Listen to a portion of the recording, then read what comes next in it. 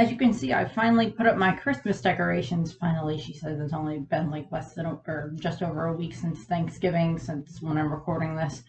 Um, Christmas decorations. I have a new One Piece poster. That's from when they were, that's either leaving for Fishman Island or when they're leaving Fishman Island. I'm not sure because it's the same outfits either way. Um, and you know, fun Christmas decorations. Yay. And I put my Jack Skellington Santa hat on my Keyblade. If I had the Halloween Town Keyblade, that would probably work better, but I don't. So as you can tell by the title of the video, this is going to be another Uta-based video. As I mentioned before, I was going to do several videos where I kind of do a little bit more talking about each of her songs that she had in Film Red, and then also like the one that she sang in one of the episodes. I'll get into that one too, but that'll be like the third or fourth episode. This episode is going to go over New Genesis and I'm Invincible, which are her first two songs in the movie. New Genesis is her the show opener one, the one that's been played a lot, that was used in the trailers and everything. And then I'm Invincible is the second one that she sings, where we kind of get to see her demonstrate a little bit more of the offensive capabilities of what her devil fruit can do, which I talked a little bit about, a little bit more at length about in the video about her devil fruit. And because I'm talking about someone who fights with music, I brought Milueta. Yes, she's green and Uta is red, and I don't have the other form of Milueta, so Milueta is going to go over here for now. Kind of what this is going to involve is I'm going to go through some of the facts about the song. Like for New Genesis, we'll just start with New Genesis because that's the main one that people know. And then I will get into Top Musica, but that'll be like its own video itself. Its own video is just going to be about Top Musica. But that'll be like the third one, because the next one is going to be Backlight, and Fleeting Lullaby is going to be the next video where I talk about those two songs. Because some of these songs pair very well together. In regards to showing Uta's state of mind, but also just kind of showing some of the imagery that they tend to evoke, in my opinion. Some people have different opinions about that, and that's perfectly fine. These are just how they tend to go for me. Also, I get to go see Black Panther 2 Wakanda Forever this afternoon with my dad. So that'll be fun. New Genesis, of course, sung by Otto. The lyrics and the music are done by, and I'm probably going to butcher the person's name, I apologize, Yasutaka Nakata. Apologize, probably butchered it. And New Genesis is this song that Uta wrote. It also, the Japanese version of it, I believe, is Shin Jidai. Again, I'm going to butcher a bunch of the different Japanese pronunciations. I apologize. So New Genesis or New Era, depending on how you want to translate it. New Genesis is the typical way that they tend to translate it. When just before Film Red came out, Oda did several of these little like separate Uta cover pages, Uta's like little diary cover pages, or separate little Uta diary entries that were in with the actual chapters in the Shonen Jump when they released. And there were like three of them. The first one is about New Genesis, and kind of what we see in that that one is Uta is sitting around and she's listening to all these different people asking for help. And this is very similar to what happens at the beginning of Film Red, when we see all the different people, talking about like, pirates attacked our village, they took everything, my husband is dead, or my son is dead, or my daughter's dead, or they took my children, or whatever. All these different horrible things that the pirates have done. And to a degree, the fact that like the Marines either didn't come or they didn't do anything if they did show up. Like there wasn't any like a whole lot of relief effort in certain cases. Because in all honesty, probably a lot of the people are also from countries that may not be associated with the world government because they can't pay the holy tribute. Which I'll delve a little bit into the Celestial Dragons in this one, but that one's more going to get saved for Top Musica to a degree. But one of the other things is we see Uta sitting there and listening to all of these calls coming in on her Denden Mushi. and she ends up suddenly having this inspired idea, and she writes the song New Genesis. And she describes it as her masterpiece, or her magnum opus, as it's also referred to as. And this is, of course, as I said, the song that she opens up the movie with at her concert. This is the song that they used in the trailers and such. It's this depiction of like what Uta kind of wants the world to be, like her, well, not what she wants the world to be, but what she wants to help like lead the world into. And so there's a lot of that, and I'm going to put here in the links, I'm going to put in the Japanese music video for it, the video that is like kind of the opening of the concert that they have in the movie itself, and then also the English version of the video that is sung by Amanda Lee. And that one's also very good. I'm hoping that we get I hope she does all 7 songs in English. At this point in time, she at least has New Genesis and Backlight and Top Musica in English, which I love listening to all of those along with the Japanese versions of those and the other songs. But I really hope she does all the other songs too. But going through, of course, a lot of the main lyrics in it is, it's like, if I change the world, try a brand new path, these other things, where she wants to lead people into a better future and stuff like that. Say goodbye to the people that stand against you and such. And some of those just kind of invoke just some simple imagery and stuff like that. But there were several things that happen in not necessarily entirely the music video in this case, more the music video when it comes to some of the other ones, but this one mostly just like the different lyrics that are in the song kind of invoke different images for me, from either the series itself or from, mostly from the series itself, or from different concepts that we've gotten in the series. And, there's, it's a lot, it's, as I said, New Genesis is this very hopeful song. This want to have this new beginning, this new era that they can be led into. Roger pushed the world into the Great Pirate Era with his declaration about the One Piece.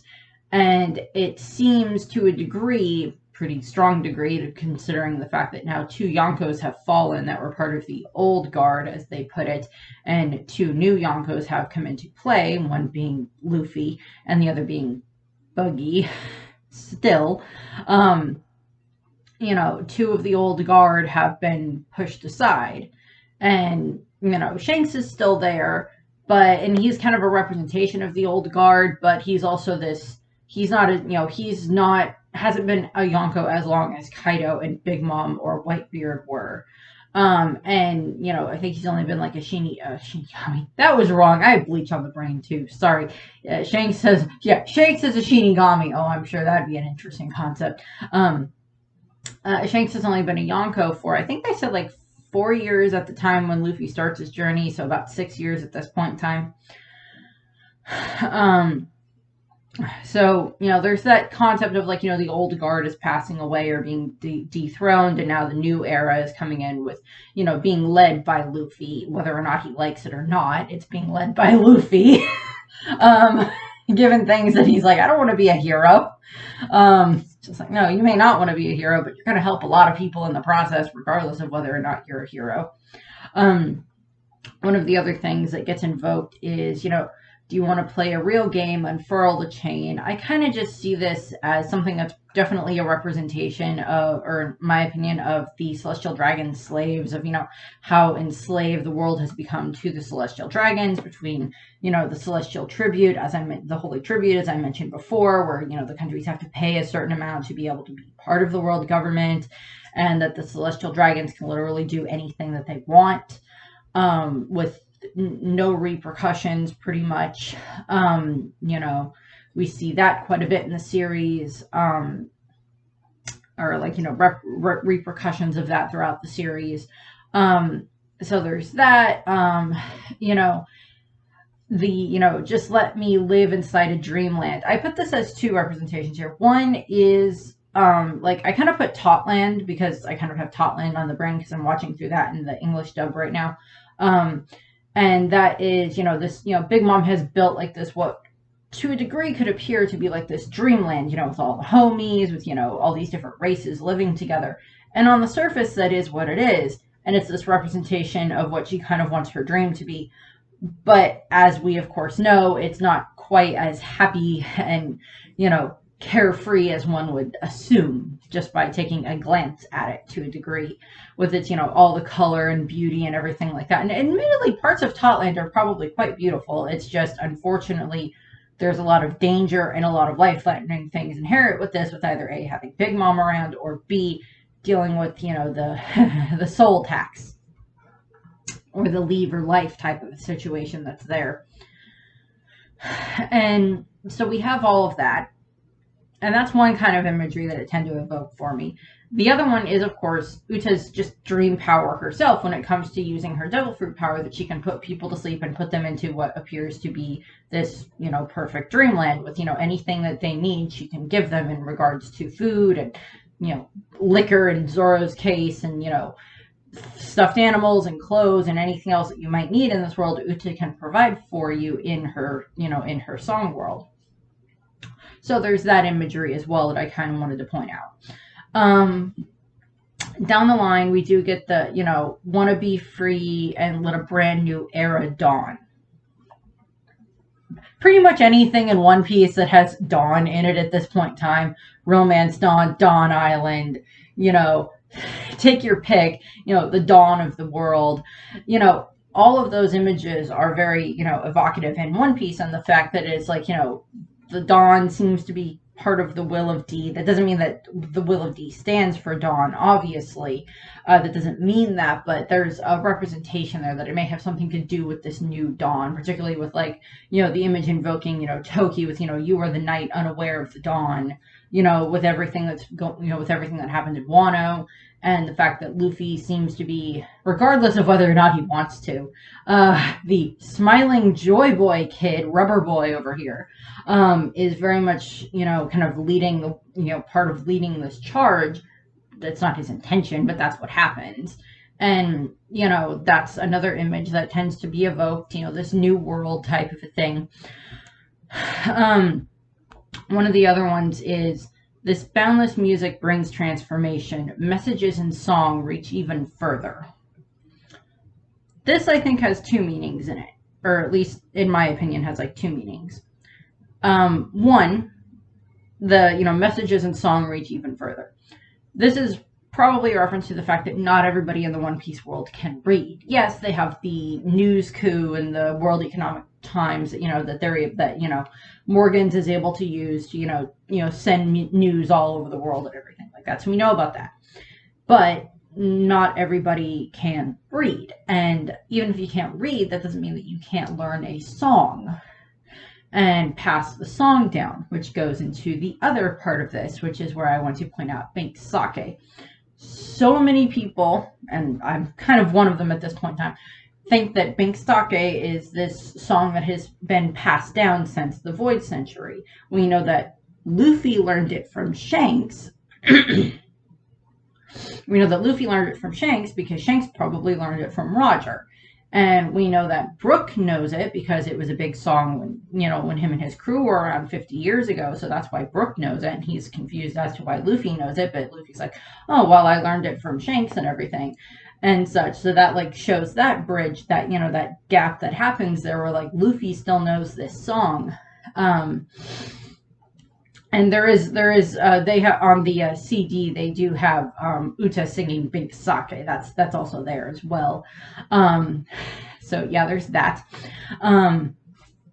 But one of the other things is, yeah, this concept that, like, Binks Sake has been, like, passed down throughout the generations as, like, this kind of encompassing thing for the story. And a lot of people have done videos about that. I haven't specifically, but I know a lot of people have.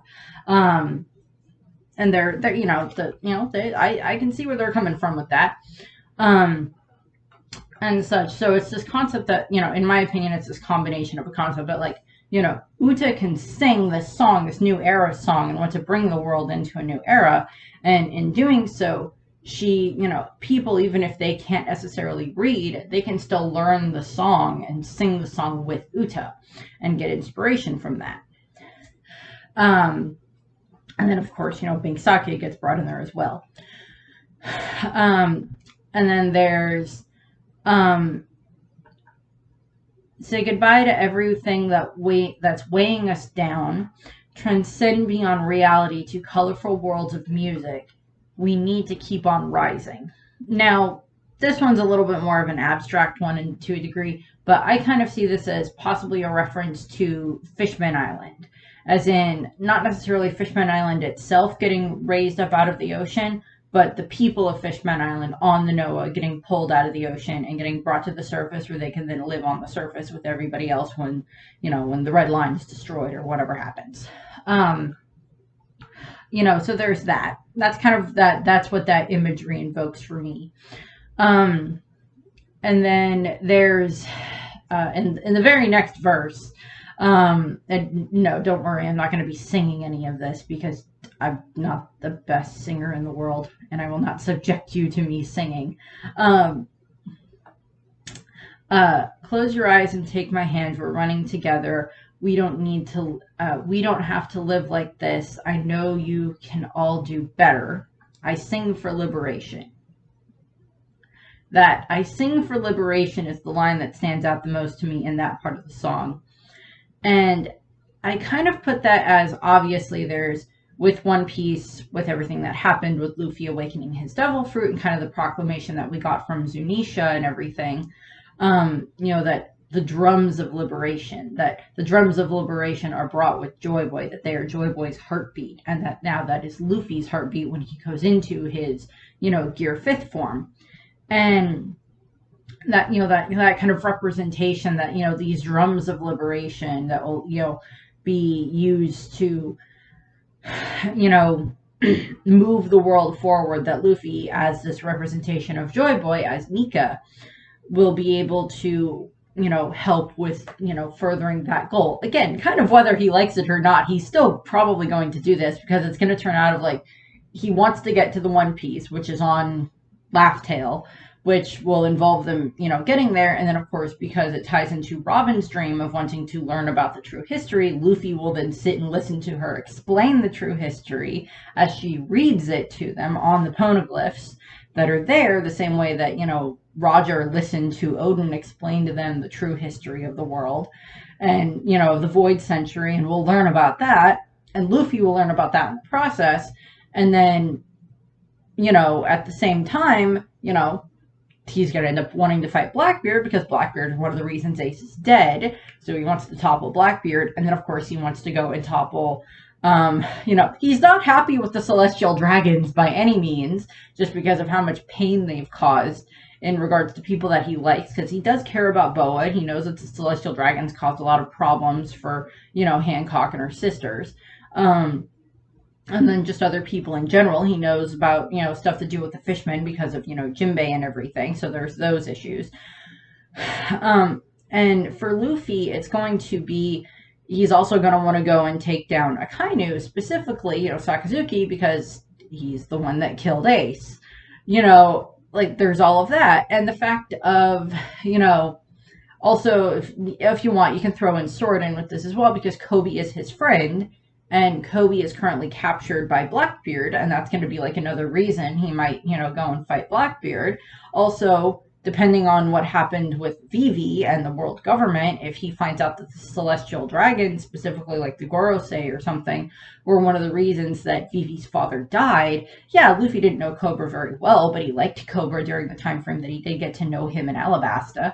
And, you throw in the fact that, Luffy is going to want to help Vivi, and if the world government, if they find Vivi, and if she explains to them what happened with, the Gorosei had my father killed or whatever, then Luffy's going to get angry about that, and he's going to want to help her. So there's all of that there as well. So it's like this whole domino effect thing of like, whether you like it or not, Luffy, you are a hero in a lot of people's eyes, regardless of your decision on it.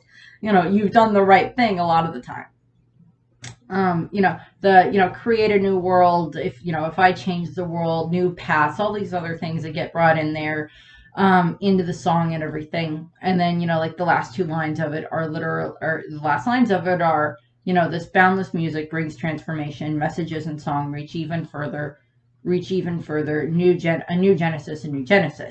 And in the movie, And this something I wish they had planted in like the episodes would have been this scene between Luffy and Uta where like they're kids and like they're drawing and like he draws Shanks's hat and it comes out badly, but he gives it to Uta as like, use this as your symbol. This can be the symbol for a new era. I wish that had actually been like seated in the anime a little bit in like the 2 episodes in the anime, or seated a little bit earlier in the movie, as opposed to just, as soon as Luffy sees the symbol on her hand, he recognizes it. That image of, this weird version of a straw hat that is Luffy's straw hat, or that is Shanks' straw hat at the time that he drew it. It's now Luffy's straw hat, was Roger's straw hat. Wherever the heck Roger got the straw hat from, we don't know, but that's also kind of this frozen straw hat that's sitting in Marie's Joie as well. So there's that connection there. Again, this is just, it's imagery that the songs invoke for me, that the song and the lyrics invoke for me. This one doesn't have too much of the representation in like the music video itself because there's not a huge amount of it. It's mostly like looks like a pop version of a music video. I mean, a lot of them tend to, but some of the other ones have a little bit more imagery in them, like the next one that I'm going to go into, which is I'm Invincible. Again, sung by Otto. The lyrics are by Mitoki Omori, and the music is by Miss Green Apple. I have no idea who these people are. I apologize. If I like the song, I like all the songs. This is for I'm Invincible, and this one doesn't really have too much of a connection to what happens. This one doesn't have like an intro sheet in the manga or anything like that. This one didn't. The other 2 that did were The World's Continuation and Where the Wind Blows are the other 2 that have that, but I'll get to those in a different video. Those will be paired together in their own video as well. This one is more about like the imagery that gets invoked in the music video itself. Some of it is obviously still some of the lyrics in the song a little bit, but mostly is to do with the imagery that's in the music video. So this one may not have quite as many. So this one is a little bit more of a, this one, as I said, like, New Era is like Uta wanting to bring the world into this new happy era. I'm Invincible is kind of more this representation of Uta wanting to, be this protection for the world, show the world that she can keep it safe. And this is, of course, in the movie, this is the song that she sang is when, like, Brulee and Oven and the Jellyfish Pirates attack. And she uses her, her Uta no Mi, her powers in her dream world to be able to, string them up and turn them into a song. As I mentioned, she could do in the video about her devil fruit. And what we also see in this one is this is when she when she gets her armor. So, like, her musical, powered armor that she has. And I love this outfit.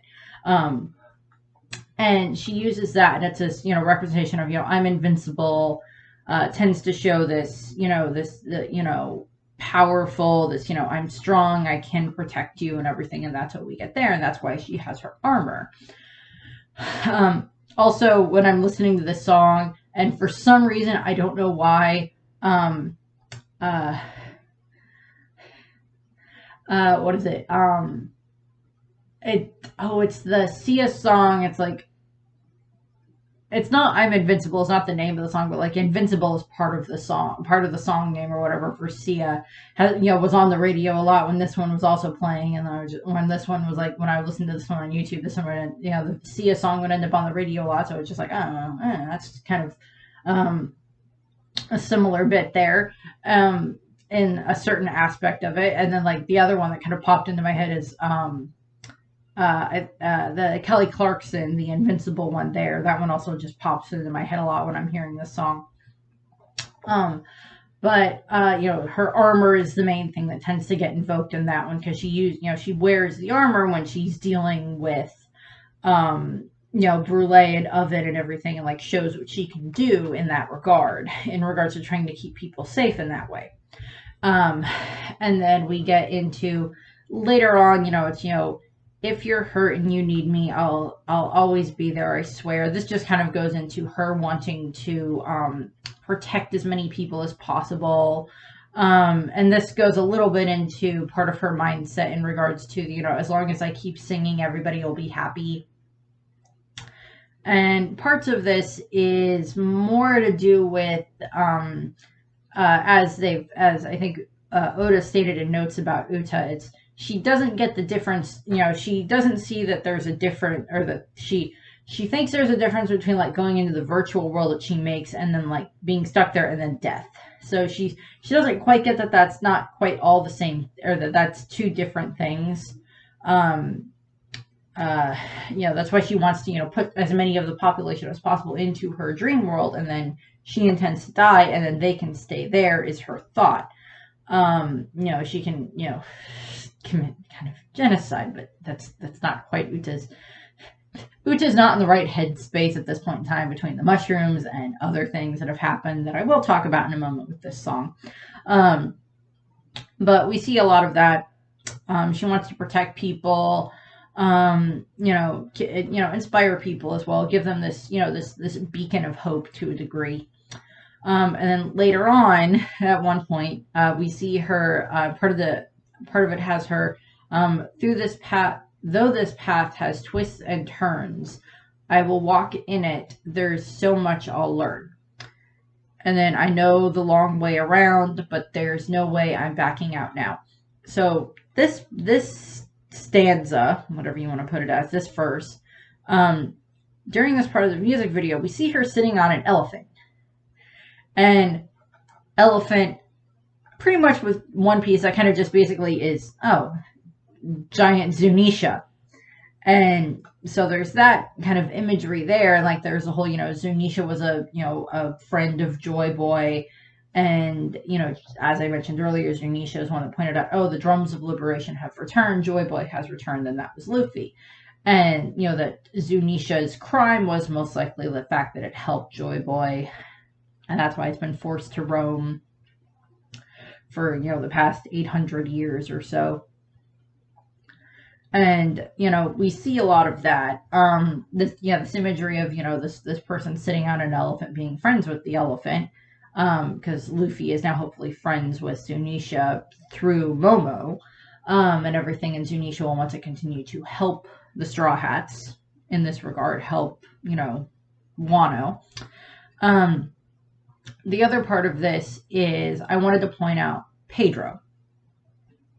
Pedro and the Nox Expedition Party, their whole intention was to go out and learn stuff about the poneglyphs. Of course, not knowing that learning about the poneglyphs was illegal, and then, of course, they got labeled as the Nox Pirates, and then, of course, a whole bunch of other stuff happened, and then we, of course, have it where Pedro ends up on Totland, and, of course, Pedro, you know, he met Roger when he was a kid, and he was very inspired by Roger, and we have this moment, of course, where, you know, Pedro is willing to, you know, Zeppo died, and now Pedro ends up, you know, giving up one of his eyes and part of his lifespan in order to be able to make sure that he can live long enough to get to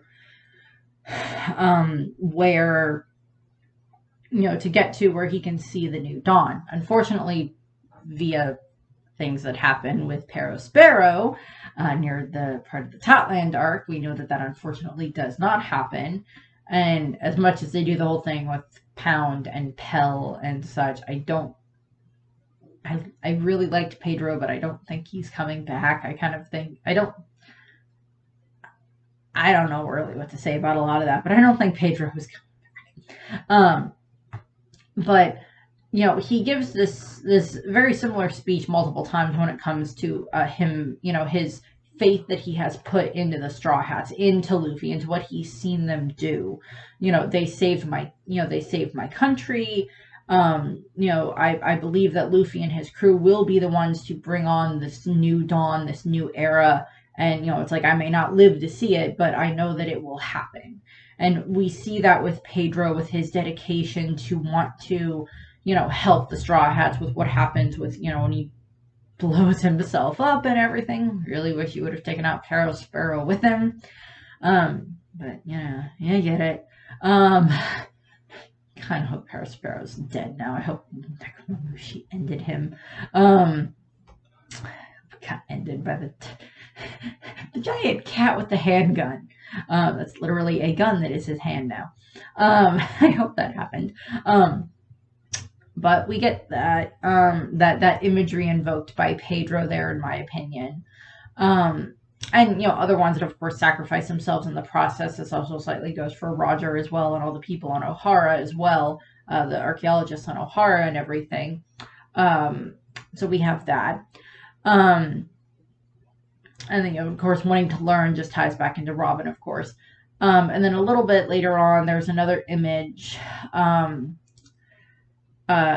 Don't let this moment die. We've got to try. And this goes into the imagery that we get here is like Uta all like tied up.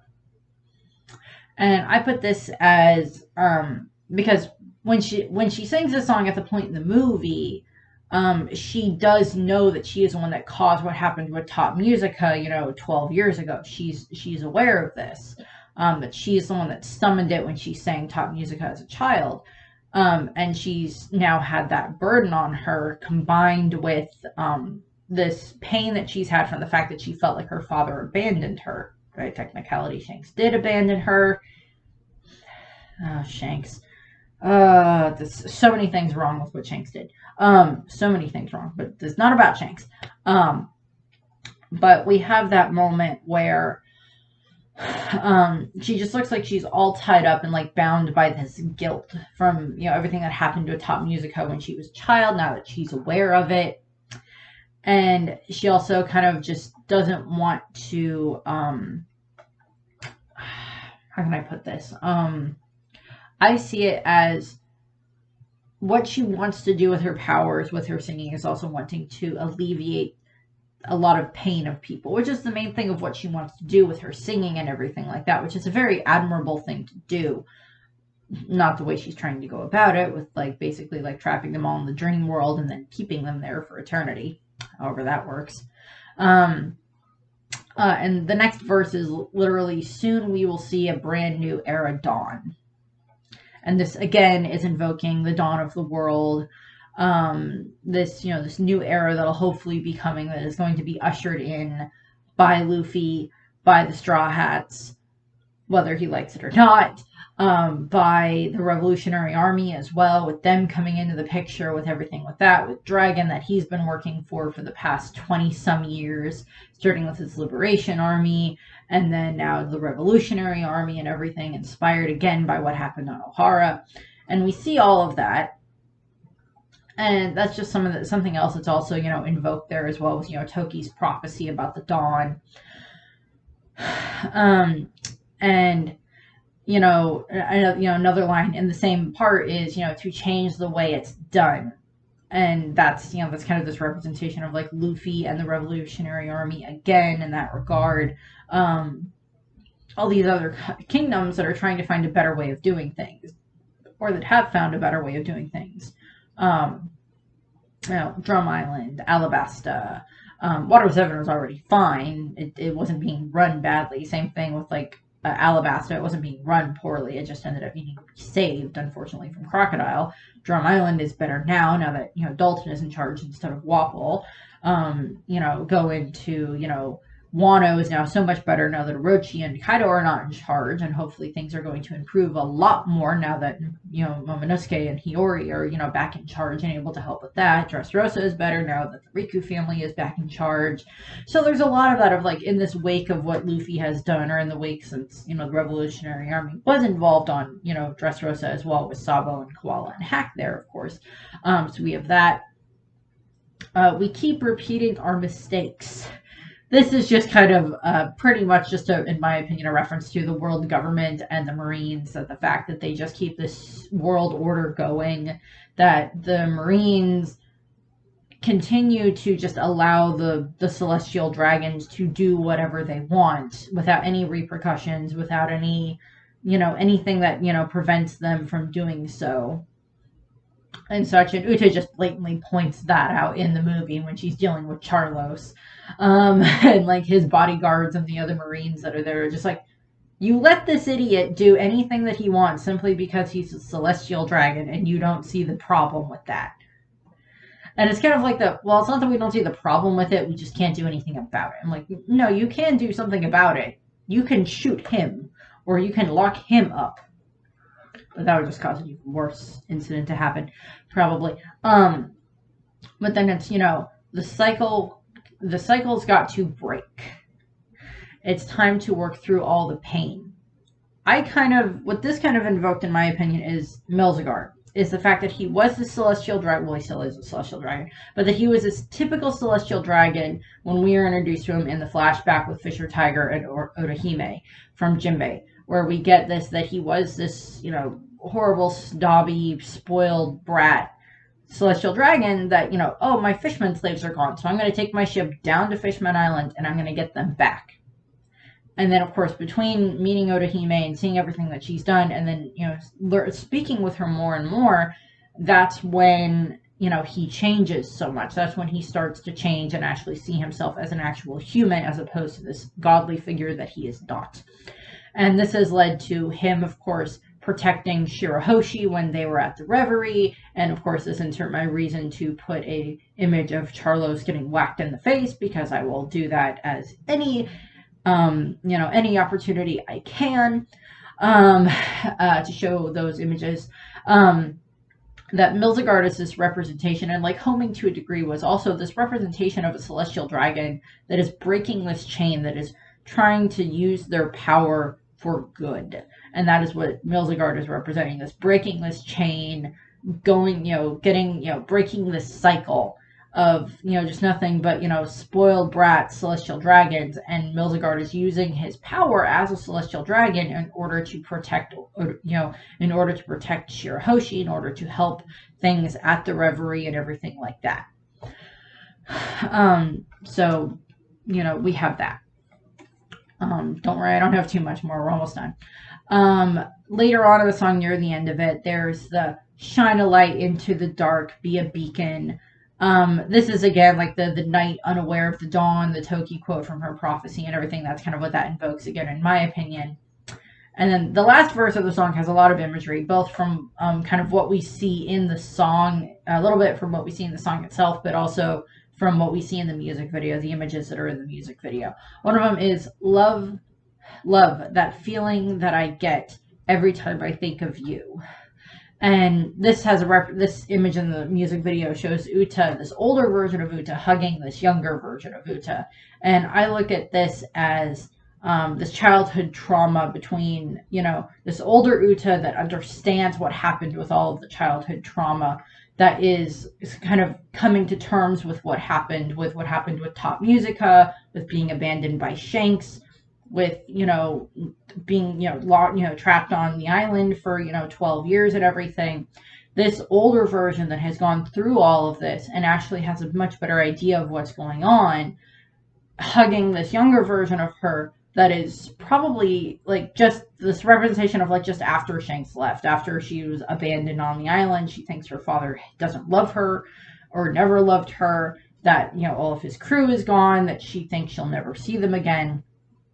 And we have those moments, and we see those images there, and that's just kind of like this invoking of that image, in my opinion, of this older one embracing the younger one to kind of help it get through their childhood trauma. Is kind of what I see there. The dream that I once had still beats strongly in my heart. And I look at this as a reference to Uta's Uta had wanted, when she was a kid, she wanted to have this huge grand concert performance and everything, where like she was, the main person singing, but it's also all these people from around the world. That image that gets invoked there again, that she wanted to have like this huge concert and everything for the whole world. And then there's this imagery of a roaring lion, kind of, I think happens at least twice in the music video. One is a little bit earlier in the song, but I don't remember what lyric it pairs with. And then again down here, it's say it once again and again. And this roaring lion. So during the climax of the movie, when the Straw Hats and the red-haired pirates and everybody are, fighting against Top Musica and everything, trying to save Uta, Luffy and Shanks are, of course, both charging up their attack. Shanks uses Griffin, and his attack releases an image of a hawk when he attacks, and then Luffy's attack, when he, once he goes all the way up into Gear 5th and everything and activates it, and his attack takes the form of a lion. And those two combine into a griffin, as a reference to Shanks' sword griffin and everything, and they combine, and that attack together is what destroys Top Musica, and they're able to save Uta. So that roaring lion image kind of goes into that a little bit, in my opinion, goes into like this, a roar that's coming up from the people a little bit, and also just the red lion is what Luffy's attack takes. And then, of course, the last lines of the song are "Everything is all right when you're here by my side, strong with you by my side." And I kind of look at this as like, them all joining together, this representation of like the Straw Hats and the red-haired pirates working together to defeat this evil, the Straw Hats and their allies fully in the series working together to destroy this horrible system that has been set up with the Tenryubito and everything. And then the strong with you by my side, I look at that as Uta with Luffy and Shanks and the rest of her family, including Gordon and, of course, all the rest of the red-haired pirates, with all of them together with her, with everybody that she loves, and including her fans, all together standing by her side. That's when she is the strongest, and that is when they are all the strongest, when they are working together. And yeah, I know so many people want to see Luffy and Shanks fight each other at some point in the series, whether it's in a Davy back fight or whatever, because between Shanks and Luffy, it definitely would not be a fight to the death by any means. But like as like a Davy back fight or something like that, like the crews fighting against each other that way, that would be fine. But the thing is that Luffy doesn't necessarily need to beat Shanks to prove that he's a great pirate. In Shanks' mind, he already thinks Luffy's a great pirate. And in the audience's mind, Luffy is already a great pirate. But Luffy will not think himself fully a great pirate until he is actually the king of the pirates. And in that regard, that doesn't mean that Luffy and Shanks have to fight. And it could be that this representation of when they are strongest together is when when it's Luffy and Shanks and their crews fighting together against, Blackbeard or Akainu, because Shanks probably has like a bit of a grudge against Akainu anyway, but going against that stuff. Another reason Luffy would definitely want to go up against Blackbeard is because Blackbeard killed Whitebeard, and Whitebeard was very important to Ace. And that would be another reason why Luffy would have that problem with wanting to go up against, would have that drive to go up against Blackbeard. So there's a lot of that there. So those are just like the imagery that those two songs tend to invoke, in my opinion, in my head when I'm listening to the songs or when I'm watching the music videos. These are the ones that pop up in my head. Some of them may also get referenced again in other songs. But the thing that I did want to point out is, well, Oda did not pen these songs himself. He did not write the songs himself. They were written by the different artists that I mentioned before. And each of the songs, I believe, are written by different artists. And of course, each of the music videos themselves have different styles, which is really nice. But one of the things that I did want to point out is that Oda was an executive producer on this movie. He had a huge part in making this movie. I mean, yes, he had a huge part in Strong World and Z and Gold and Stampede and now this one and such. And, this one was an original story done by Oda as well. And the guy that directed it, I think it was Goro Taniguchi, I think was his name. I apologize if I got that wrong. But he's known Oda for a long time, and he kind of knows basically what the end of One Piece is supposed to be at this point in time, because he helped direct the first One Piece, movie way back when. And one of the things is Oda would have had to have okayed all of these songs to allow them to be in the movie, to allow them to be the songs that Uta sings. And well, he may not have penned them himself. He may have given them certain things of work some of these lyrics into the songs, or work some of this imagery into the songs in regards to the dawn or things like that. Or maybe had a slight hand in certain things that were done in the music video. To be not the whole thing in the music video, but put Uta riding an elephant in this one somehow. Or something along those lines. Or the people would have had to have maybe gotten more okays from Oda in those cases because these are a representation of his work that he was very much involved in. So I just kind of think that. So I just wanted to point that out here. So that's what I have. I thank you for watching. I hope you enjoyed the video. And the links for the music videos are going to be in the link below if you want to go and listen to them and kind of see what you get for imagery out of them. So I thank you for watching, and I hope you have a nice rest of your day. Bye. Happy holidays.